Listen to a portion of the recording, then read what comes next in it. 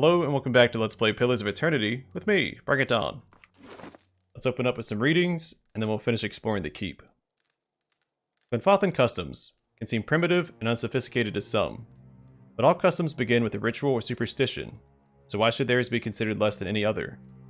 If they're examined closely, Glenfothen celebrations stem from a deep and rich culture, and all tie into their history in a significant way. The Festival of the Ancients. The Festival of the Ancients takes place during Spring Dawn, as a time to celebrate the Glenfothen settling in Glenfothen. It is a simple 3-day ceremony that is mostly centered on feasts. These feasts are set up around the ruins scattered through Glenfothen. Wreaths made from tree branches and flowers are placed at the ruins, and prayers are said to the gods, thanking them for health and prosperity. The Cleansing started as a protest, recreating the hardships wrought upon the Glenfothens by the Adirian colonists when they started settling the Deerwood. It has morphed over the years, and is now used more as a game mixed with a teaching tool to inform, let's just say young, not your, Glenfothens about the history of their people. The cleansing takes place on New Year and Mid-Year, and now acts as a metaphor for real events instead of a recreation of the events themselves. Zarp effigies are placed throughout the forest, hollow clay shells filled with sweets and gifts. The children then search the woods for the effigies and destroy them, cleansing the forest so that, instead of they, Glenfothens can move in and occupy the areas. After the area has been cleared, they gather for a celebration and feast, where the elders tell the young members the true story of their people's history.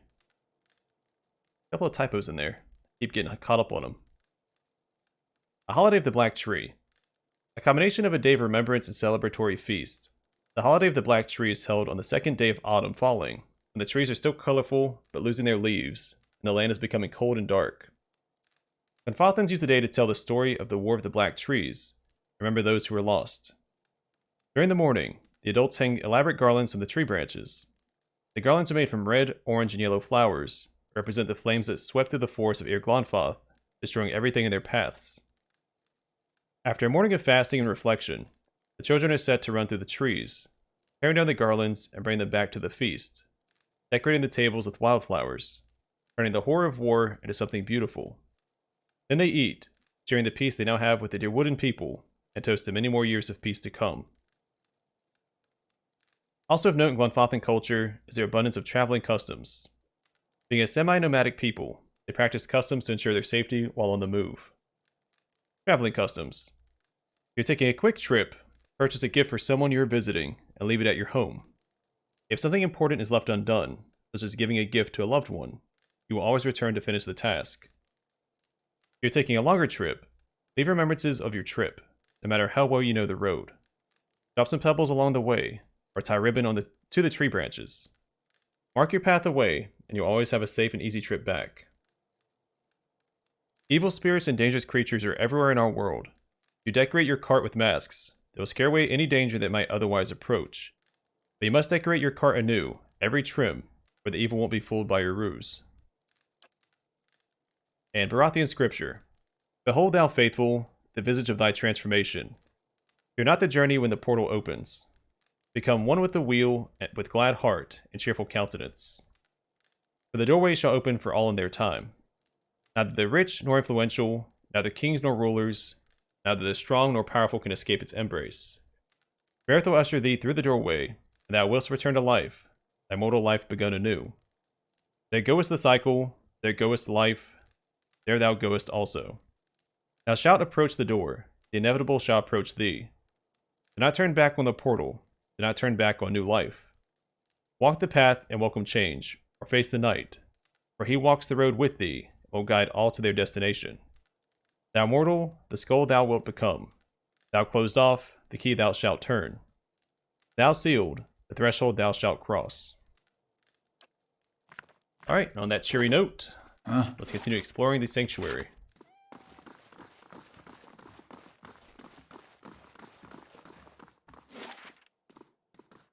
Siege platform sounds like a dead end.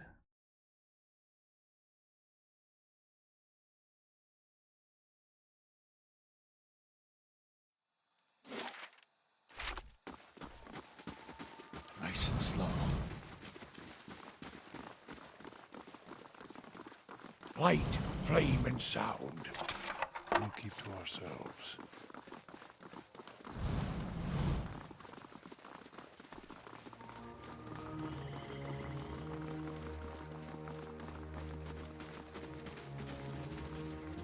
Kind of feels like a fight arena.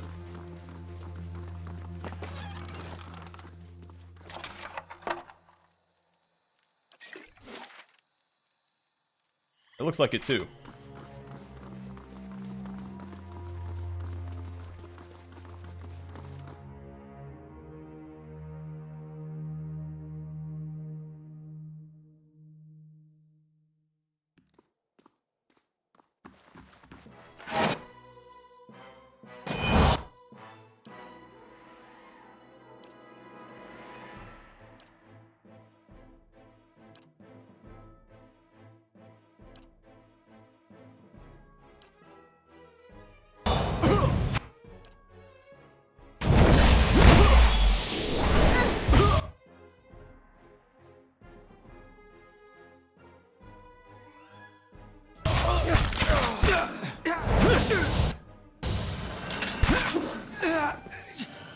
Sure.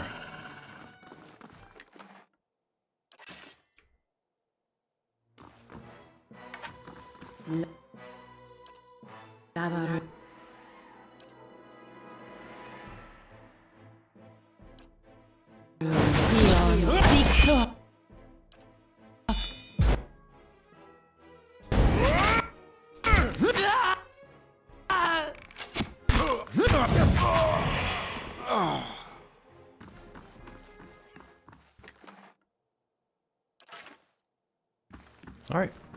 Easy pickings. I'm on the trail. We got a ton of money from all this loot.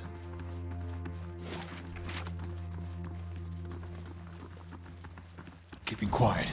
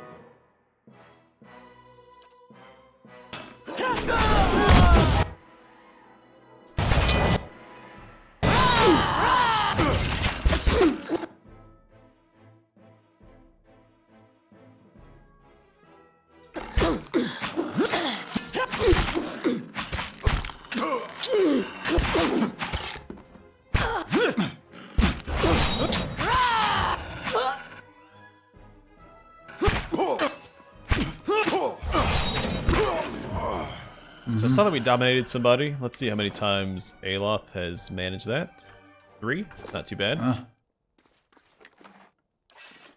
Not too shabby for a 15% chance. Right.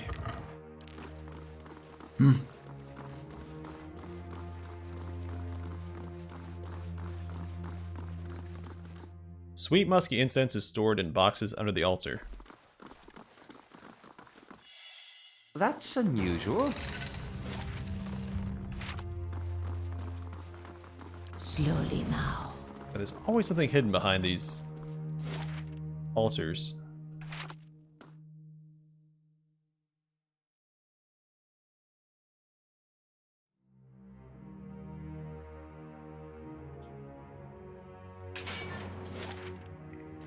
There we go.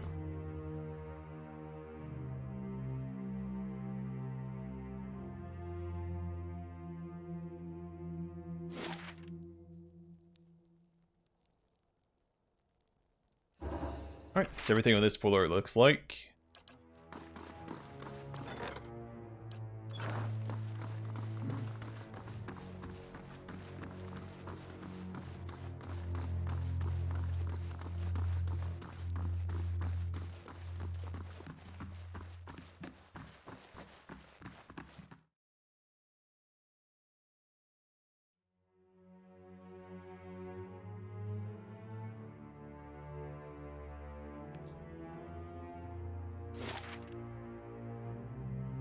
That's right, there's a whole floor to explore.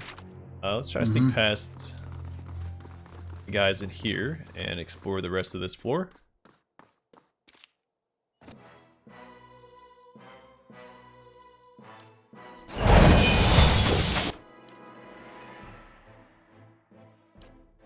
Aye?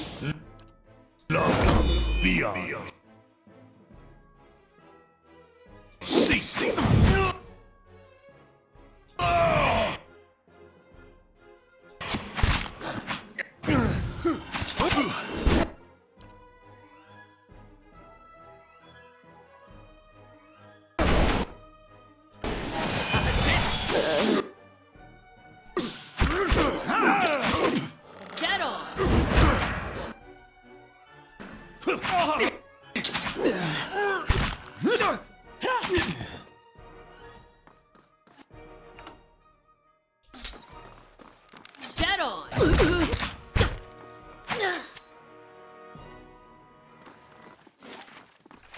What? I'm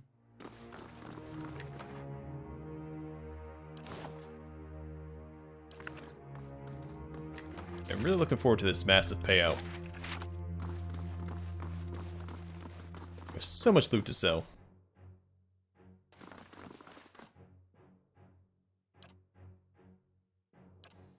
Hey. That poor guy. By himself. Sure. Well, at least his bravery wasn't in question.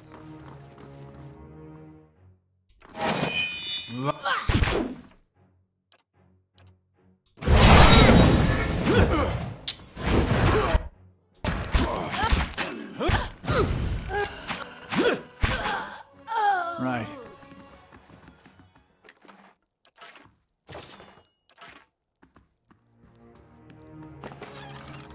Margaret's fire casts light in dark places.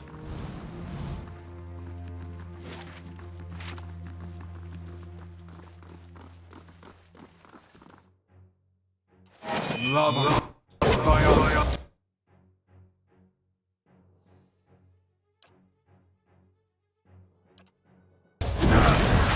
Love fire. Seek.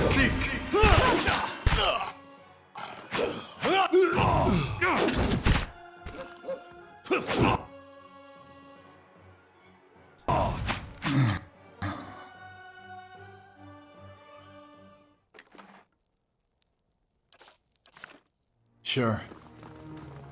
A very short work of these guys. Silver forks and knives are gnawed with tarnish.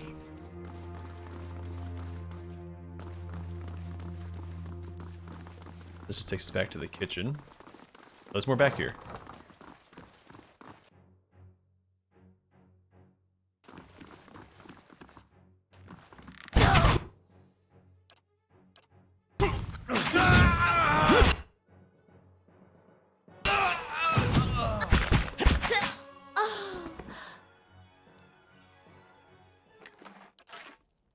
Sure. And what does the flame reveal?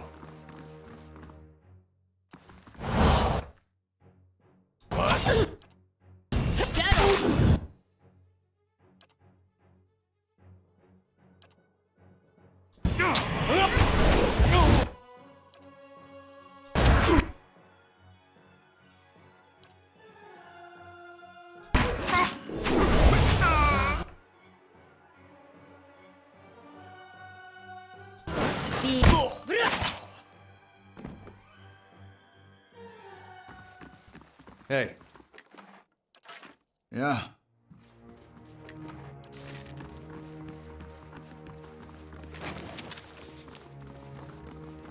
I'm on the trail. feel like the population of the Deerwood is going to take a massive hit after this. Under the pillow is a wooden medallion carved with a rising sun and 3 stars. It's tied to a leather thong. Shh.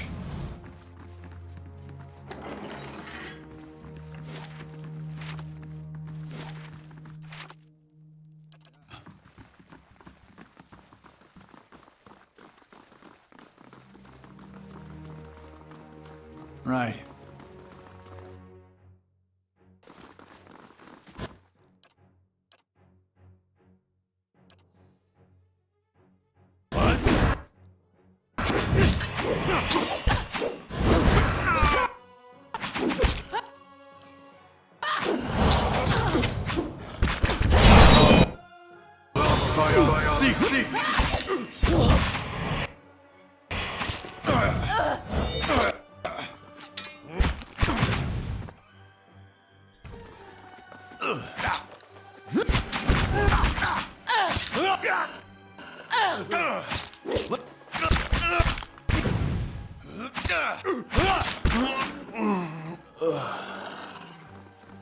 Alright, saw another dominate effect go off, so that's 5 out of 15.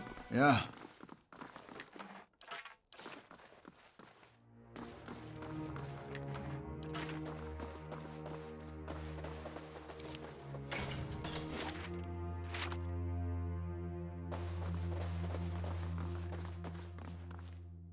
Let's go.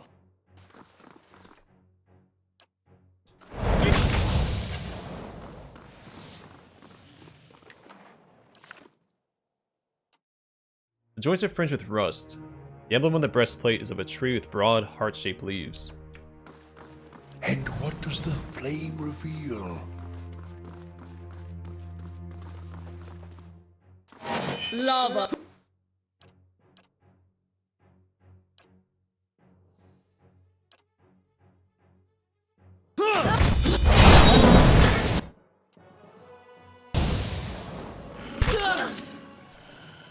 Right.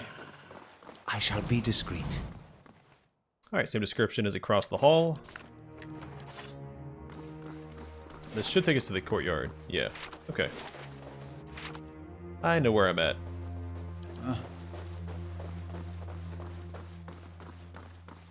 Right.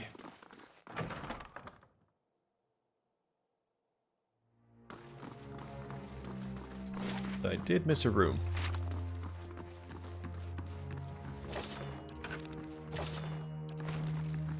I'll take a look.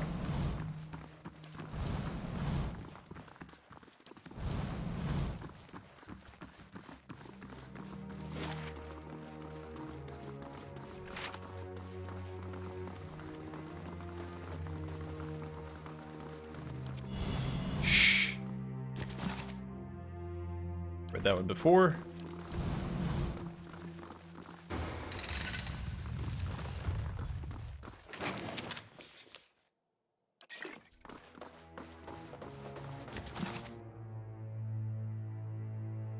Read that one before as well, and we've read that one.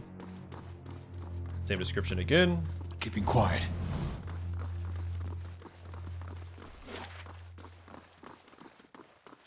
Okay, this is where we came up before. Alright, looks like we're done exploring.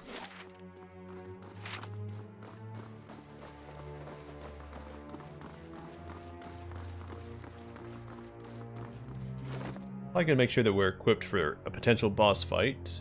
Let's go ahead and do some enchanting. I do think Kith is the best option here. I think regardless, they tend to be the hardest fights, and we fight a ton of Kith. Let's go ahead and grab that. Same for him. We can afford it, we can.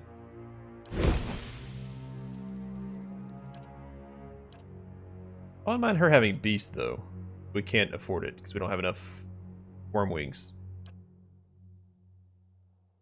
I think that's all we'll do for now, enchanting wise.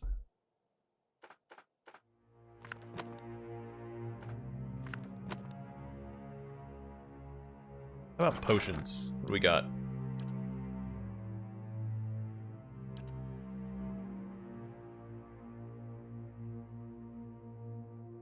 Or attack speed.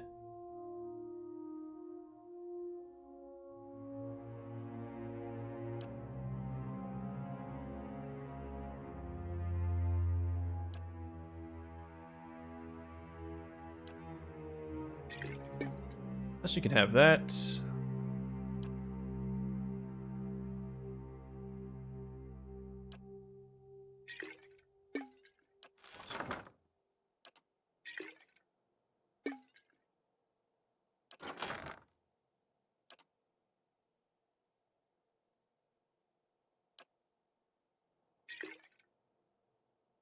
That to a dare.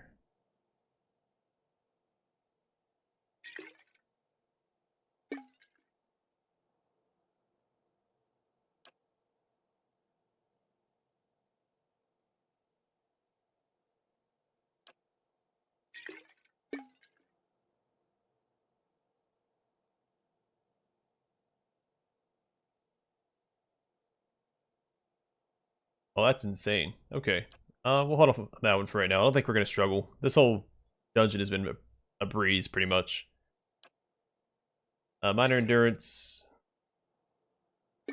I split that up between 3 of us.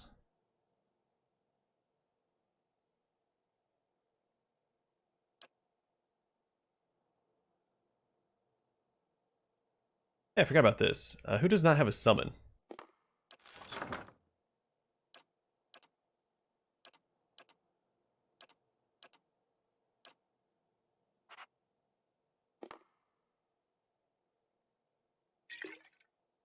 Oops, I pressed the wrong thing.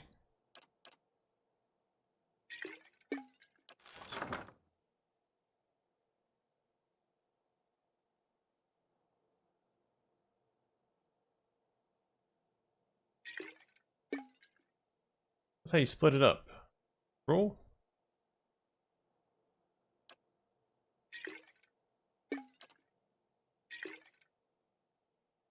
Alright, we'll do it like this then.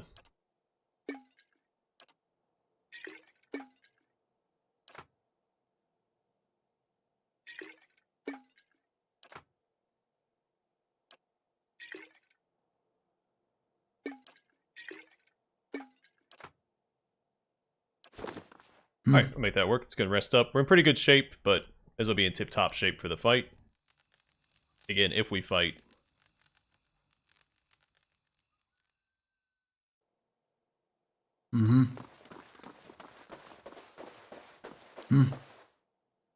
Hey. I'm ready.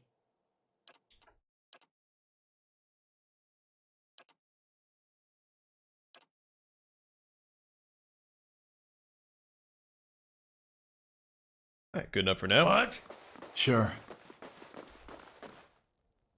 This looks like fun. Let him approach. Flanked by a host of guards, all whom may regard you with mute hostility, Lord Radric VII observes you from his throne, by an ornate plate. His eyes have a hollow quality. There's a pallor to the man's gaunt face that leaves his features showing stark against his dark and unkempt hair. There's a dagger discarded upon one stone arm of the throne. A thin crimson rivulet worms its way down from the blade and past Radric's fingers, even as he leans forward to regard you with a piercing gaze. I'd be better looking, even with all the inbreeding. Though his face is calm, you notice Adair's hand straying toward his weapon, as though with a mind of its own. It seems I have you to thank for the chaos spreading through my keep. I have expected some invading army. It is unlike Kolsch to hire mercenaries, or foreigners for that matter. And you are not one of mine, so I cannot accuse you of treason. Radric's voice is a low rasp, his gaze fixed upon you. He smiles grimly, flashing white teeth. His fingers close loosely around the pommel of the dagger, as if to ascertain it is still there, then flinch away. Perhaps you ought to have considered such tactics sooner. You made short work of my guards. His eyes narrow. They are good and loyal servants, loyal to my coin, if not to me. They deserved a better fate than you gave them. What has my cousin promised you? Some grand reward? If he had any resources to his name, he would not covet mine. And if he had any honor in him, he would not have tried this here, now, when I have lost so much. Radric's expression hardens. Kolsch is your cousin. Oh yes, we are kin, he and I. He was raised within these walls, in fact, privy to all the privileges our family had to offer. But a greedy man always hungers after more than he receives, however bountiful. I was eldest, heir to the stewardship of our lands, and he was not. The legacy brought chaos with it, panic and despair. Kolsch took advantage of that chaos, creating division in our ranks, luring loyal men and women to his cause. Good men, good women. Radric's gaze goes distant for a moment, and then he glances at you, and his lip curls. He fled the keep in time, to hole up in the wilds beyond the village, to play at being a commoner and court favor with the people. While he plays at conqueror, the Vale suffers. Families, traders, all. I do not have enough men to guard the roads and defend us from Kolsch's incursions both. My attention suffers, and so my governance, my family. Radric breathes out through his nose. Nor can I make the effort necessary to bring about an end to this curse, if we're beset at all hours by his traitorous plots. What have you lost? Much. There is a plague among us here in Gilded Vale. The legacy is but part of it. The rest is fear, heresy, perversion. Each incident alone is but the flicker of a candle, but together, a blaze that will destroy us. Radric is silent for a few long moments. The legacy is a test of faith, has driven many to madness. They cling to hollow promises, to dark and terrible things. Each lie permitted feeds the fire. Every whisper from preening charlatans and venom-tongued midwives. The words of false prophets. The promises of dead gods. Clenches a gloved fist. The flame consumed her. My Ygritte. And our child with it. Radric looks to the dagger, and his voice catches briefly in his throat. Point to the dagger. What happened there? A just sentence. Radric turns his head slightly to regard the dagger. There's a sudden, careful stillness in his expression. His voice wavers, and in that moment, a pang of grief crosses his face. Ygritte knew. She had the verses from me, the tokens. She knew what I would make of them. The scattered god poisoned her against me, made her deaf to my instruction. Only when our son was born, that hollow thing, that monster, then we both knew what her crimes had wrought. Radric turns a baleful look upon you, jaw working, face flushed and splotchy with emotion. It could not stand. He brings up a hand, suddenly, toward his temple, obscuring his face. What does Kolsch know of sacrifice? He would indulge himself. Let us succumb one by one, and suffer Bareth's punishment, till the final soul goes to its keeping, never to return, and Gilded Vale is but a barren land. You murdered your own wife, your child. I carried out the sentence. Would you have me give her to an executioner? And the deer would, we see to our own justice. Radric sits back on his throne, his knuckles white upon the armrest. And that thing, that silent aberration, that was not alive to kill, his dark eyes narrow. Keep your recriminations, trespasser. I have done my duty. Yeah, that's what I figured happened when we found the body in the bed.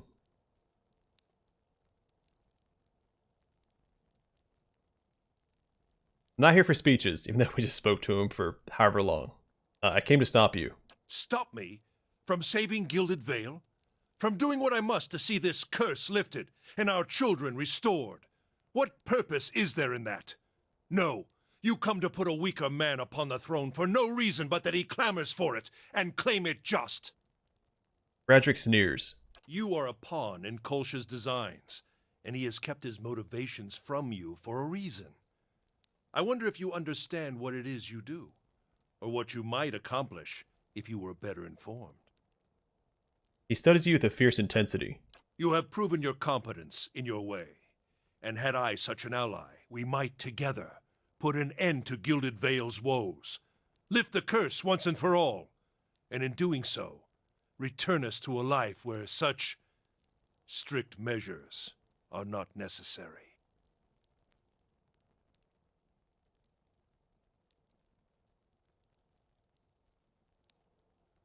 So I'm not a fan of this. I want to select all the Gold Pack Knight options, but I already have a contract with Kolsch, so I don't like that this is here. Plus, this dude is a monster. I mean, we saw the tree in Gilded Vale. He murdered his own wife and child. I don't think there's really a gray area here. And my character still has morals, right? He'll honor a contract to the bitter end. Unless the contract giver breaks his end of the bargain. So I mean, I can't break my agreement with Kolsch anyway.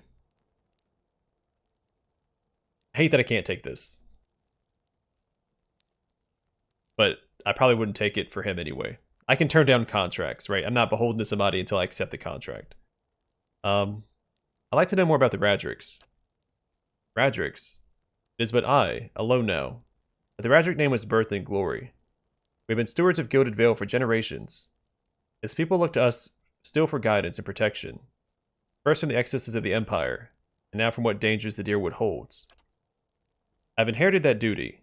By my vows, by my title, as long as I am Thane, I'll permit no threat against our lands, be they mortal or spiritual in nature. What has happened to Gilded Vale? The legacy. Radric breathes. Shortly after the death of the scattered god, Wydwin's legacy fell upon our lands. He shakes his head, and despair came with it. How could it not, when the curse took our children, our hope from us? I knew that Bareth would not allow such cruelties, not unless we had lost his favor. Some in the village cling yet to a false faith, worshipping the dead god. They revere him in secret, even knowing what it brings upon us. My own wife, she continued her heresies against my wishes. When our child was born, we saw then that no sin remains unrevealed. His jaw works. No man is free from Bareth's judgment. No woman. Radric looks at the dagger resting on the throne. I'll do what I must to ensure that we do not stray again from the path. But it has taken time to root out the last of these cultists within our village. Time Kolsch used to gather his forces. Plus, if I sided with him, I'm sure Adair would not be happy, and I want to keep my companions happy. We're all friends, so. You really are mad if you think I'd work with you. So be it. May the twinned god take pity upon your splintered soul, and scatter it to the winds. Radric's frown deepens, but he only nods.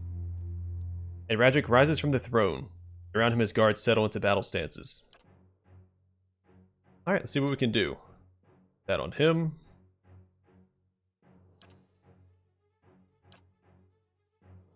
And drop this about right there-ish.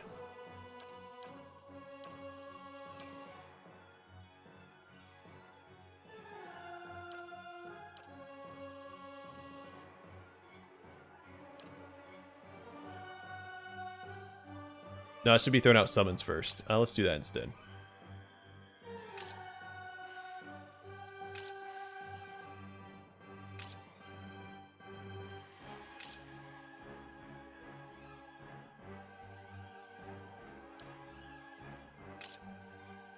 Red. Hello, frame rate.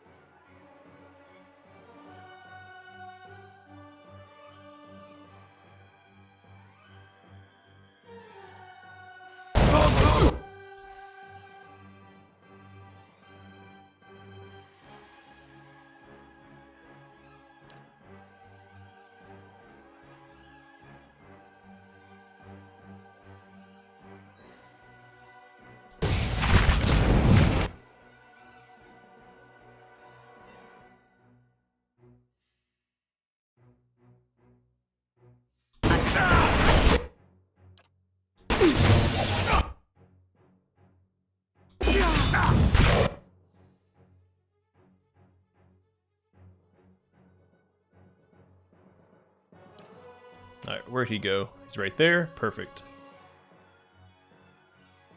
Where is Adair? There he is.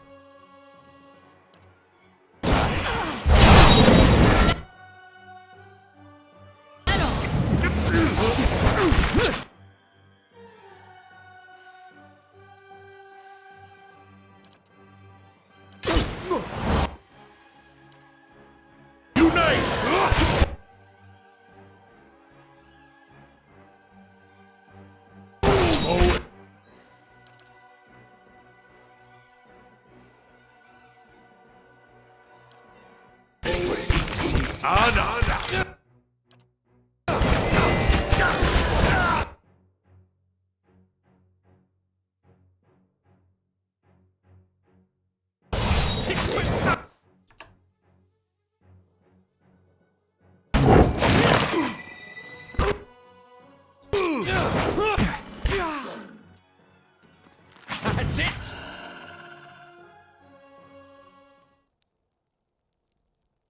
Okay, that wasn't too bad. I think we have too many summons. Alright, Justice. Unique Greatsword, two-handed, of course. Plus 25% crush damage. The sword was once used by a paladin as an executioner's blade during a long-forgotten crusade. Over the years, the paladin slew countless heretics. But as time wore on, his fervor slowly turned to fear at the unending evil he saw growing in his homeland. Tired of the myopic and ineffective approach of his superiors, the paladin swore to cleanse the corruption from the hearts of his people, and took it upon himself to execute any who consorted with heathens. After finding a heretic hiding within a small village, the paladin put all of its inhabitants to the sword for aiding the sinner.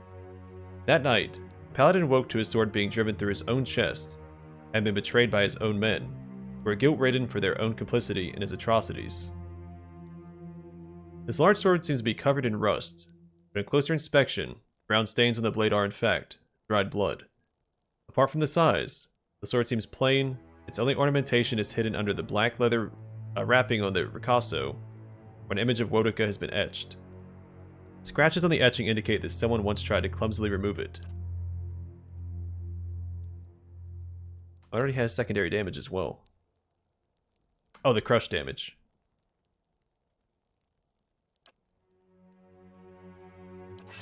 Might end up using that, because don't I have... Yeah, greatsword.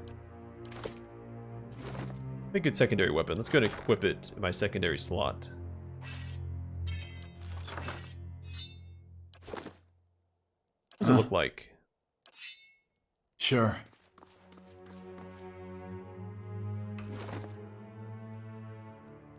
Check one more thing real quick. Okay.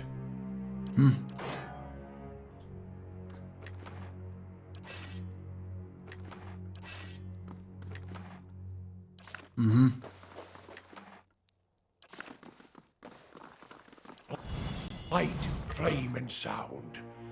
We'll keep to ourselves. Oh, thus falls Radric, the Mad Lord. Really want to take that gold pack knight option, but it's not to be. Also, I should have just saved.